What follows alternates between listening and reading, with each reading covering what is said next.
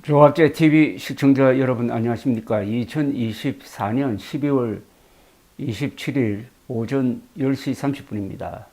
이틀 전 KBS 보도에 따르면 윤석열 대통령은 지난 4월 총선에서 국민의힘이 크게 진 한 달 뒤에 군과 정보기관의 책임자들을 불러서 술자리를 같이 하는 자리에서 이렇게 이야기를 했다는 겁니다. 부정선거로 졌다. 그러니 계엄령이 필요하다. 딱 요약하면 이런 이야기를 꺼냈다는 겁니다. 그 자리에 있던 사람들이 다 안 된다라고 했다고 합니다. 안 된다. 그런데 결국 그게 지난 12월 3일의 비상계엄령 선포로 사실이 되고 말았습니다. 실시가 되고 말았습니다. 이걸 좀 찬찬히 따져볼 필요가 있습니다. 첫째, 지난 4월 총선 결과는 국민이 선택한 겁니다. 유권자가 선택한 겁니다. 유권자를 흔히 주권자라고 합니다. 주권자의 결단입니다. 선거는 민주주의 국가에서 최고 수준의 결정입니다. 2,800만 명이 투표에 참여했습니다. 그 선거의 결과는 바로 민입니다. 국민의 뜻입니다. 국민의 뜻으로 여소야대가 되었습니다. 그 앞에도 여소야대였지만 똑같은 국민의 심판이 있었습니다. 그러면은 주권자의 명령을 따라야 할 대통령은 그것을 겸허히 받아들여야 됩니다. 그것을 국민의 뜻으로 받아들여야 합니다. 그런데 그게 아니고 부정선거였다 라는 환상에 빠져가지고 비상계엄령을 펴가지고 선관위를 습격해가지고 선관위에서 서버를 갖고 나와가지고 반출한 서버를 조작하고 그걸 가지고 부정선거가 있었다고 발표를 하고, 그러니까 이 국회는 부정선거로 당선된 자들이 장악하고 있으니까 혼을 내야 한다든지, 그래서 비상계엄령을 폈다든지 이런 주장을 하려고 한 것으로 보입니다. 부정선거 음모론 그 자체가 바로 반역이라는 이야기입니다. 그 반역이라는 뜻은 국민의 주권적 결단을 역행하고 그것을 받아들이지 않고 그것을 거부한다는 겁니다. 국민의 주권적 결단을, 그게 사기였다, 부정한 개표의 결과였다라고 불복하는 자가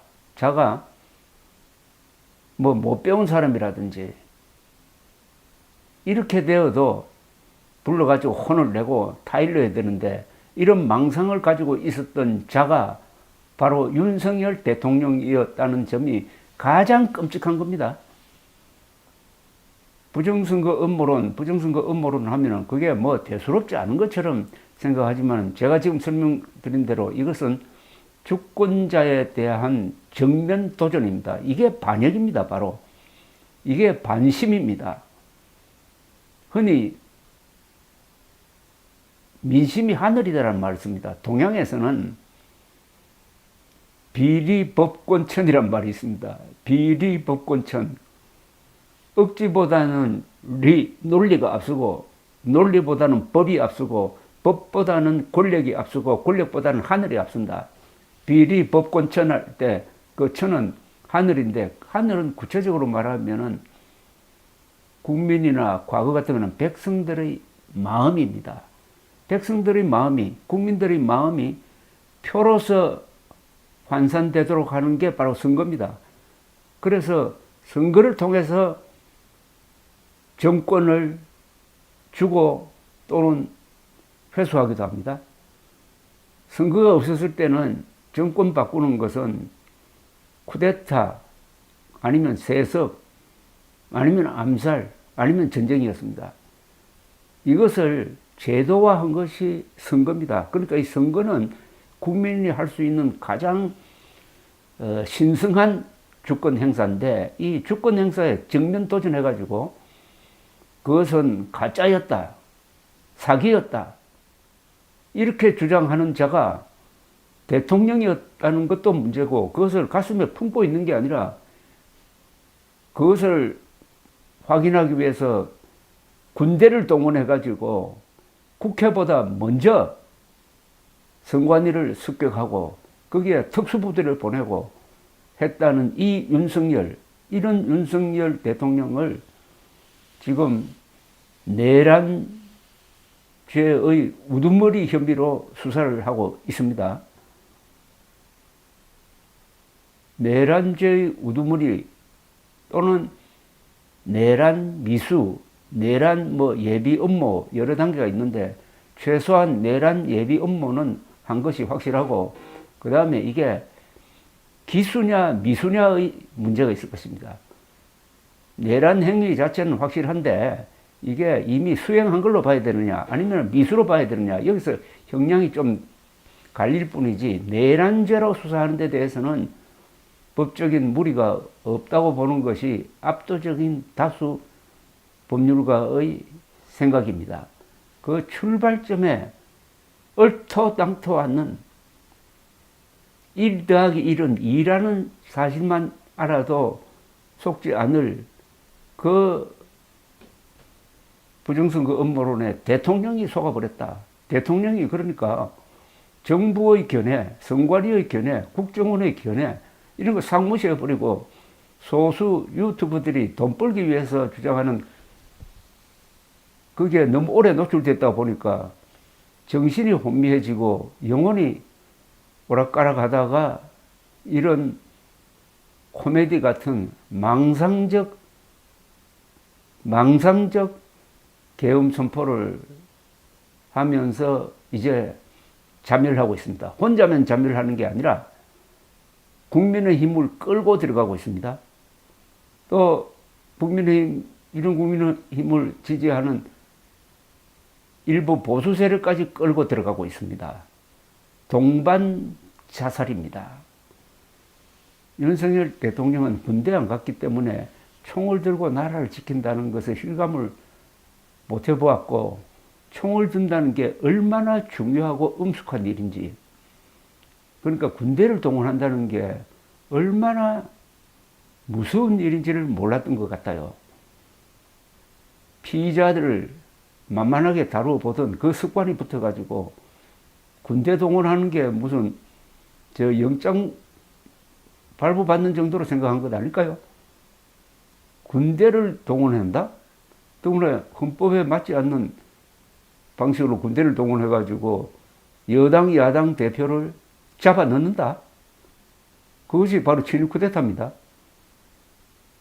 그게 성공하지 못하면은 어떻게 됩니까?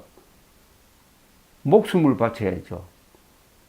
최소한 자기 직을 바쳐야죠.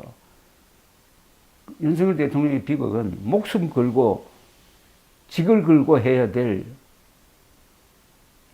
비상계엄령 선포를 아니면 말고식으로 하다가 그 불철저함 때문에, 그 무능 때문에 이렇게 우습게 끝났다는 겁니다. 목숨 걸 용기가 없으면은 하야할 용기라도 있어야 되는 것 아닙니까? 깨끗하게 하야하고 모든 책임은 내가 진다. 이렇게 했으면은 지금 줄줄이 구속되고 있는 사람들을 좀 줄여줄 수는 있지 않았을까요? 그런데 경고성으로 한번 해봤다. 이게 아니면 말고식이죠. 그리고 이것은 통치권이다.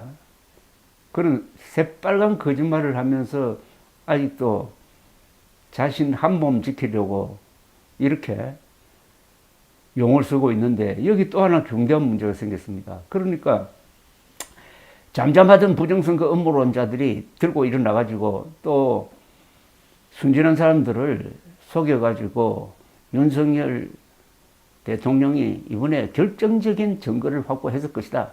그것만 터뜨리면 모든 것이 끝난다. 라는 거짓말을 하면서 윤석열을 일종의 부정선거 음모당, 부정선거 음모 세력, 부정선거 음모 사교, 컬트, 컬트의 교주로 지금 모시려고 합니다. 윤석열 대통령 또한 자기가 기댈 곳은 합리적 보수는 안 되고 이들 부정선거 음모론자들밖에 없다. 여기에 기대해가지고 생존을 모색하려고 하는 것처럼 보입니다. 이처럼 추한 자를 아직도 보수라고 생각하고 따라가는 보수, 가짜 보수죠. 그 끝이 보입니다. 보수는 어떤 사람들이냐? 보수는 이 삶을 긍정하는 사람들입니다. 그리고 사람을 존중하는 사람입니다. 그리고 공과 사를 분명히 하는 사람입니다. 그리고 무엇보다도 유능한 사람입니다. 그리고 책임을 질 줄 아는 사람입니다. 죽은 사람과 산 사람과 태어날 사람들을 다 책임지는, 그래서 보수는 멋집니다. 보수는 역사의 주류 세력 아닙니까?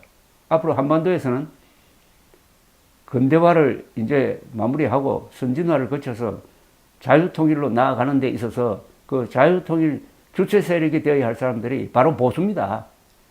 보수는 멋져야 합니다. 그걸 보수의 미학이라고 불립니다. 어떻게 멋지냐? 우선 유능합니다.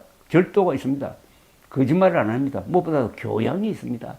예의가 있습니다. 그리고 책임지는 사람입니다. 이게 진짜 보수인데 윤석열은 그거하고 반대에 있습니다. 반대에. 가짜 보수입니다. 가짜 보수를 진짜 보수라고 생각하고 어리석은 사람들이 한 몸으로 묶고 같이 떨어지려고 합니다. 그러나 이번은 좋은 기회입니다. 보수가 가짜 보수들, 저 음모론 보수, 박수부대 보수 다 쳐내고 이제 순수한 정신으로 들어가야 합니다. 순수한 정신이 뭐냐? 첫째, 사실을 존중해야 합니다. 그리고 법치, 과학, 이걸 자신의 신념으로 삼아야 합니다. 그리고 이승만, 박정희, 그 다음에 민주화로 이어지는 이 대한민국 문명 발전사를 이어받아 가지고 자유통일로 나아가서 북한의 노예적 삶을 살고 있는 우리의 동포를 해방하려는 이런 원대한 목표가 있어야 되고, 거기에 보람을 느끼고 자주국방하고 한국어를 아주 정확하게 쓰고, 그러려면은 한글 전용으로는 안 되고 한자도 공부하고 사람이 만나면 기분이 좋고 이야기는 점잖게 하고 행동은 절도 있게 하고 용감하게 하는 그런 보수 세력을 새로 만들어내야 합니다. 보수를 재해석하고 재구성하는 데는 이런 고통을 우리가 견뎌내야 합니다. 한국은 어린 민주주의입니다. 나이가 겨우 70 몇 살밖에 안 됩니다. 저 영국은 800년 되는 민주주의 역사를 가지고 있습니다. 프랑스도 수백 년이 됩니다. 그러나 한국은 70 몇 년 사이에 위대한 지도자를 만나서 이렇게 발전했습니다. 어떻게 보면 국민 수준보다 더 많이 발전했습니다. 이제는 국민 수준에 맞춰서 발전하게 되니까 이런 모습입니다. 우리 국민들이, 그 국민 중에서도 특히 책임지는 보수 인사들이 무엇보다도 교양을 찾아야 합니다. 교양인으로서의 보수로 거듭 태어날 수 있는 좋은 기회이기도 합니다. 감사합니다.